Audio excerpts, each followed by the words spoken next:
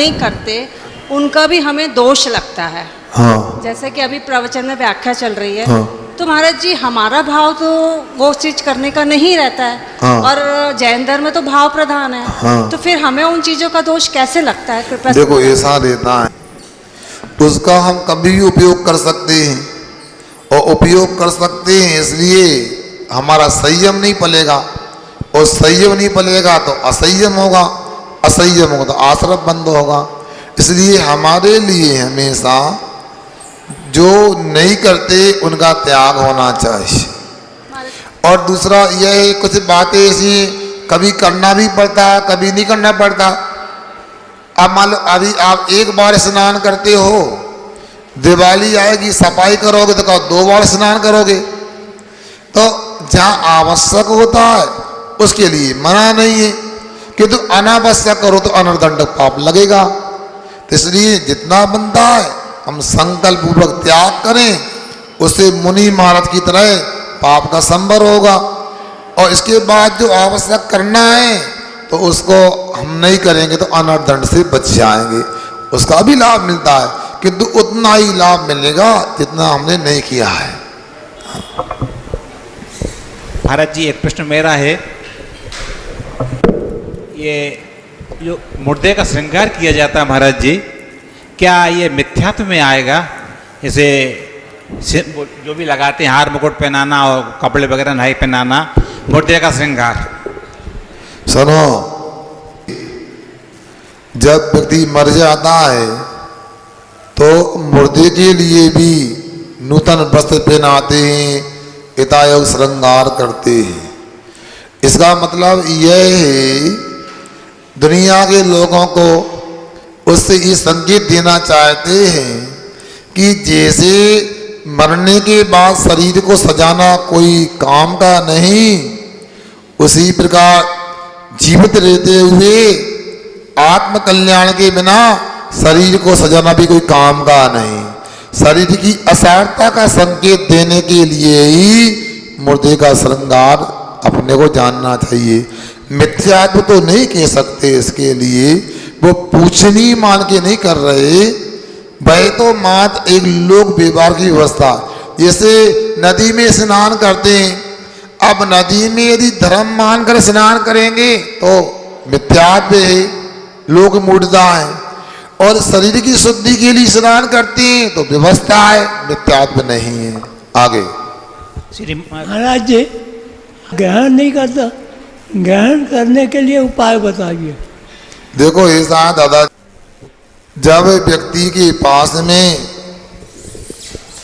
सही और गलत का विवेक हो जाता है और फिर भी वो सही का आचरण नहीं कर पाता, गलत का त्याग नहीं कर पाता है, तो उसमें ये केताओं की चारित मौनी कर्म का उदय भी है, वो अपने पुरुषार्थ की कमी भी है।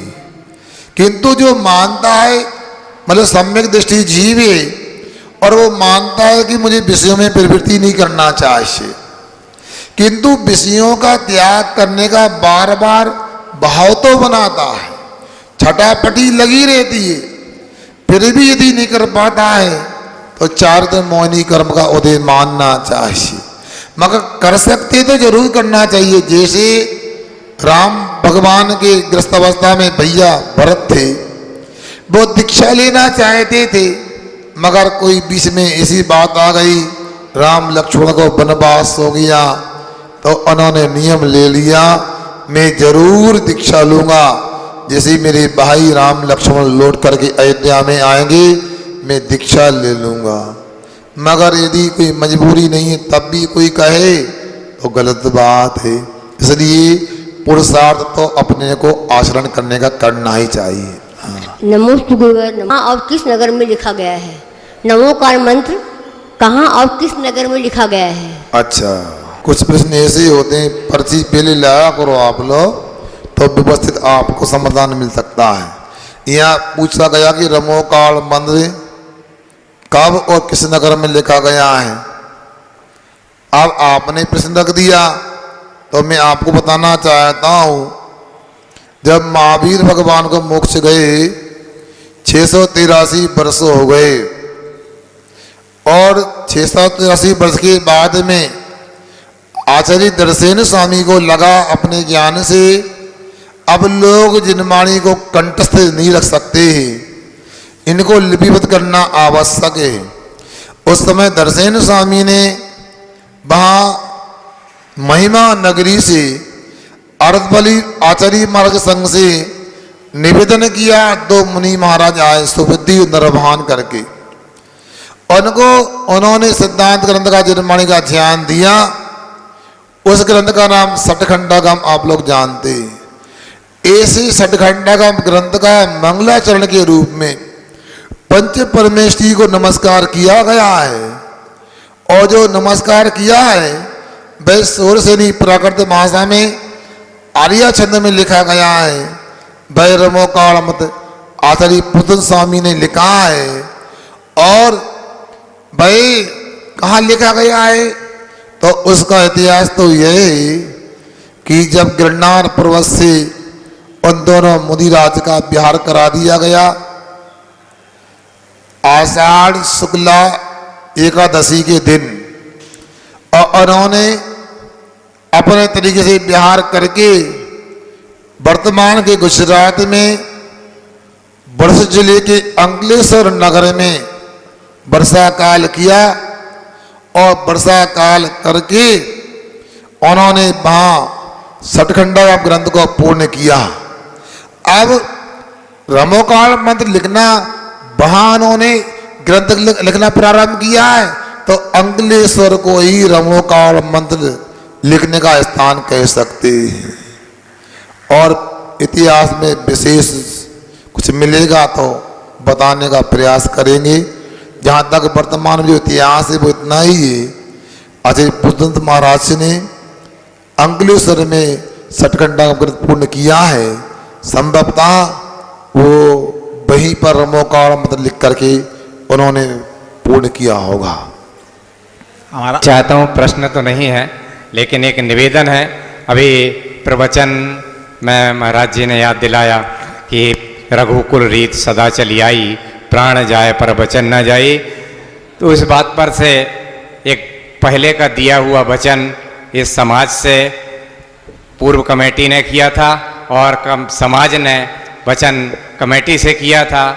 भक्तांबर विधान का चांदी का माड़ना तैयार किया जाना था, जिसकी चांदी भी इकट्ठी की गई थी। और जैसा कि अभी सुशील भैया ने बताया है कि 2 किलो 600 ग्राम चांदी कमेटी के पास है, और आर्डर कर दिया गया है। बहुत जल्दी हमारे बीच में पूज्य मुनीश्री के दीक्षा दिवस के पूर्व वह विधान का माड़ना बन करके आ जाएगा, ऐसा प्रयास हो रहा है। लेकिन एक छोटी सी बाधा उसमें आ रही है कि लगभग 2 किलो मात्र चांदी कम जा रही है। 4.5 किलो चांदी से वह तैयार होना है। तो एक निवेदन तो यह है कि जिन्होंने पूर्व में घोषित की थी और यदि उन्होंने नहीं दी है तो वो आजकल में ही कमेटी के पास पहुंचा दें। और दूसरा, 2 किलो चांदी के लिए यदि दानदाता के रूप में आप लोग यदि घोषणा करते हैं तो वह कार्य शीघ्रता से पूर्ण हो जाएगा। इसी उम्मीद से आप लोगों के पास अपनी बात रखने के लिए उपस्थित हुआ हूँ। सभी को जय जिनेंद्र। यदि अभी भी घोषणा करना चाहें तो बहुत अच्छा होगा।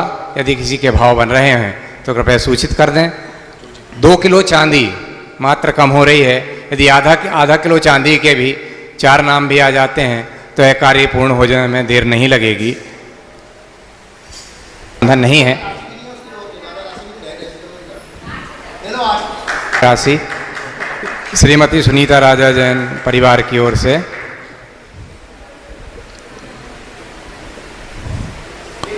विचार कर लो।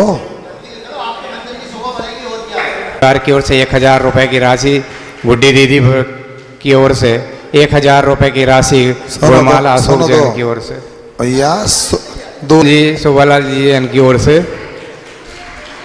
राशि, कपिल जैन प्रतीक जैन परिवार की ओर से 1000 रुपए की राशि, श्रीमती प्रभा दिलीप कुमार जैन परिवार की ओर से 1000 रुपए, 5000 रुपए की राशि नाम लिख लो, बाद में बोल देना। श्रीमती आशा जैन हैप्पी जैन परिवार की ओर से 1000 रुपए की राशि, श्रीमती छाया राजीव कुमार जैन परिवार की ओर से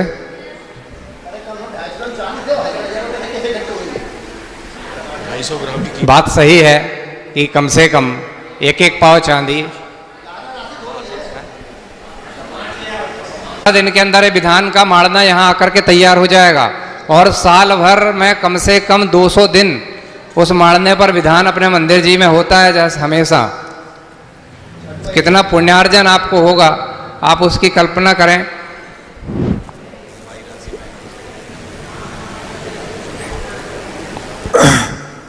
हो गया विचार, कल तक बोल देना, विचार कर लो। 35,000 रुपए में उनको ठेका दिया गया है। 35,000 रुपए बनवाई लगेगी। चांदी के अलावा लगभग 4.5 किलो जो भी वजन आएगा, 4.5 भी हो सकता है, 4.25 भी हो सकता है, 4,700 भी हो सकता है। और बनवाई उन्होंने 35,000 रुपए, सागौन की लकड़ी के ऊपर उसका पत्रा लगेगा। सादर जी